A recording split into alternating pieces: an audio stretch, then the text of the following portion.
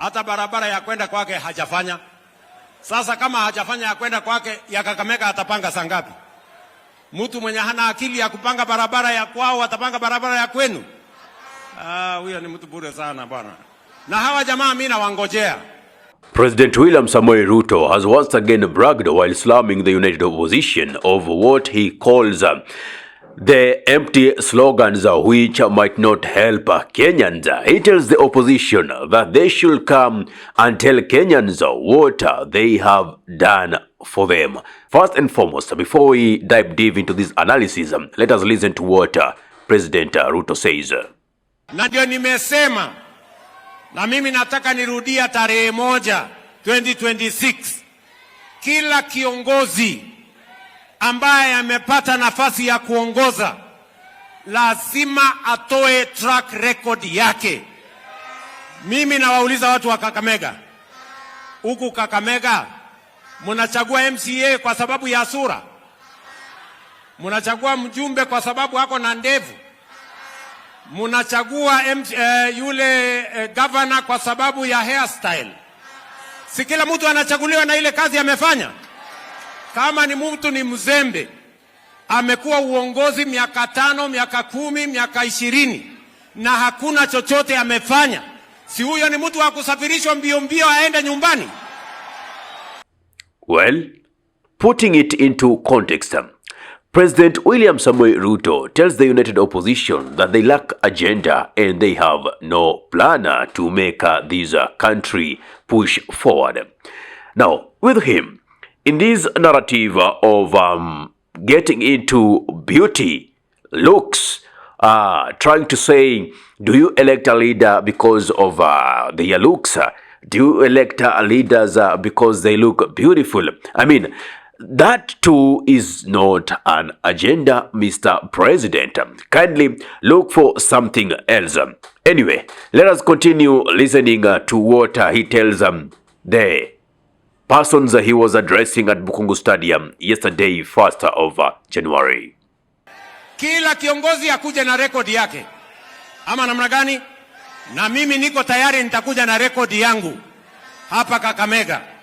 Ndio niliwauliza wale majamani nashindana na wao juzi, wawache maneno matupu, watafute sera, watafute mpango, watafute maono.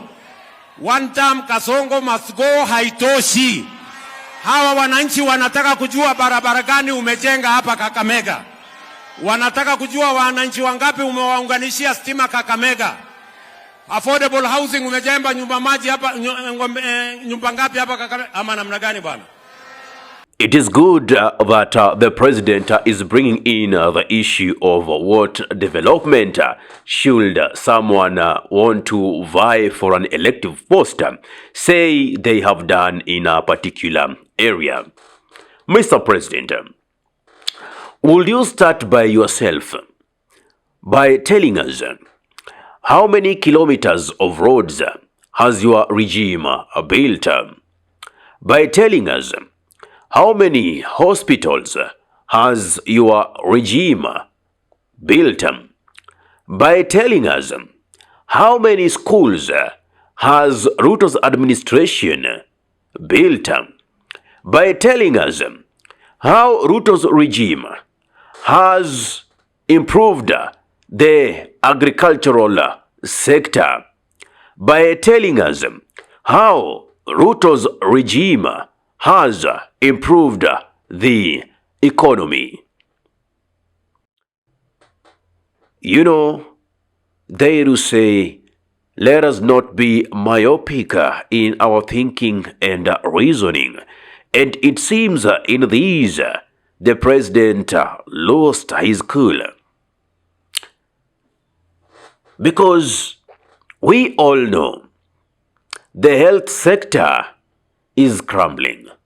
The education sector is dwindling. The agricultural sector is nowhere on the roadmap of development. Yet, the president is here, chest thumping about his regime. Who even sits down and thinks of giving President Ruto a second chance by electing him to the presidency for a second term. If it's about reasoning, then we will not even be having him as a president as we speak.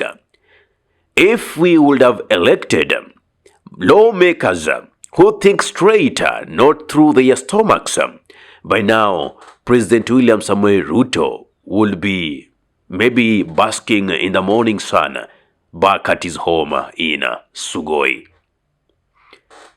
But because we did elect leaders who reason through their stomachs and are very emotive whenever they see monies come into their accounts of which they cannot account for, then they reason according to the person who is writing the check. Anyway, he says about affordable housing.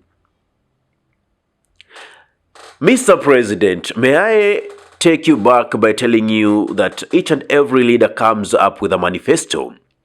So, if you are working towards achieving your manifesto, don't expect that other leaders would have taken your manifesto a long time ago and moved on with it. Because in politics, people have different visions. In development, people have different visions, objectives, missions, and that is what they pursue. So, stop using your manifesto as a marking scheme for other leaders. For heaven's sake, you are the president. Why are you talking about the opposition? Why not talk about yourself? I mean, you are taking a whole 30 minutes, 20 minutes talking about the opposition. Why don't you talk about your progress, your achievements as a president? Mwingine nilimwambia miaka yako ni 50, akasema hapana ni 40. Sasa nimemuuliza na hii 40 umefanya nini? Hata barabara ya kwenda kwake hajafanya. Sasa kama hajafanya ya kwenda kwake, ya Kakamega atapanga saa ngapi?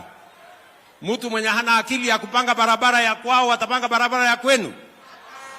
Huyo ni mtu bure sana bwana. Na hawa jamaa mimi nawangojea.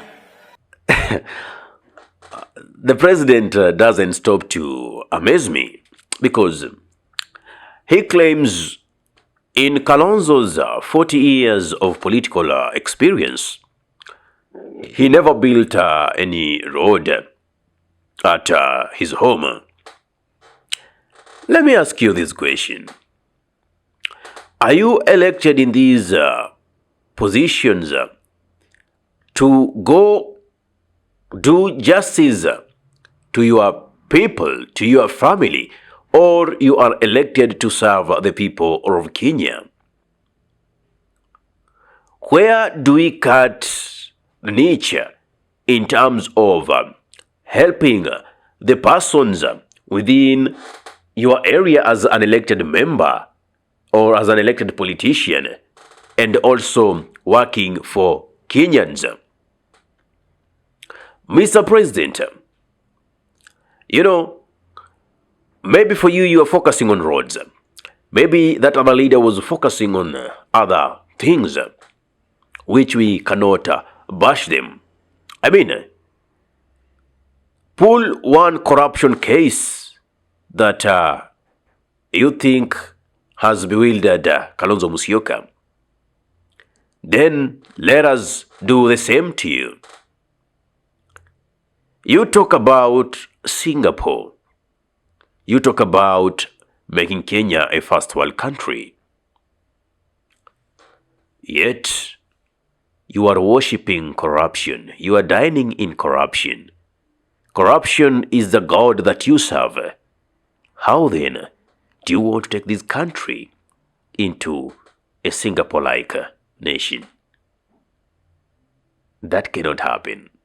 Anyway, it's up for you, the viewer, to judge. What's your take? What's your thought? Give me your comment in the comment section below.